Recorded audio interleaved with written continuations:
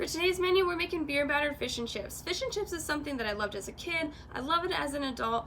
It's fried, it's delicious. So today I'm going to show you how I make my fish and chips. Let's grab a pair of plates and let's get started.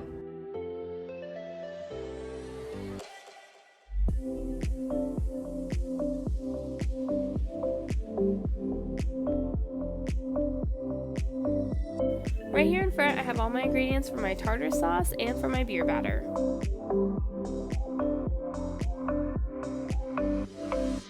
For fish and chips, you want this nice chunky fry. So first thing I'm going to do is square off this potato.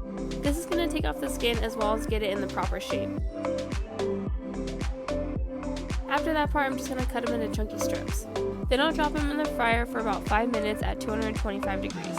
I want to see that the inside is cooked, but the outside doesn't have to be golden brown yet. After about 5 minutes, I'm going to take them out of the fryer and let them drip free of the grease. I'm also going to turn the heat up to 350 degrees. While waiting for the heat to rise, I'm going to start my tartar sauce with 2 cups of mayonnaise, then about 2 tablespoons of Worcestershire sauce, a juice from half a lemon, 1 pickle diced, and some salt and pepper. I'll give that a mix and put it to the side, and then I'll drop my fries back in the fryer. While my fries are frying, I can start my beer batter for my fish. Starting with 1 1/2 cups of flour, 1 teaspoon of baking powder, about 3/4 of a cup of cornstarch, and a teaspoon of salt and a teaspoon of pepper. Oh, and also 1 1/2 cups of beer. If you use something like an IPA, it's going to give the batter a little bit bitter taste, so I'm using Budweiser, but you can use any light beer. We're going to go back to the chips for a minute. After a second round of frying for another 5 minutes, they're nice and crispy and ready to take out of the fryer.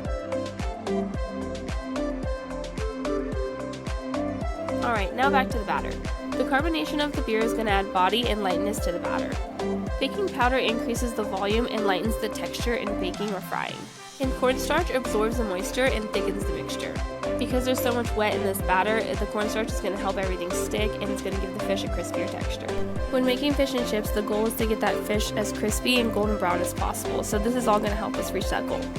Through the whole time of me talking about tips and tricks, you can see that I dipped my fish in flour and then I dipped it in the batter and then tossed it in the fryer. I let the fish cook for about 12 minutes until it got golden brown and looked very crispy on that side.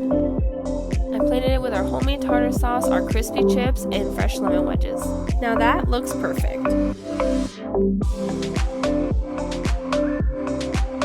If you guys enjoyed this fish and chips video, please drop a like, hit subscribe, and follow my Facebook to get the written recipe.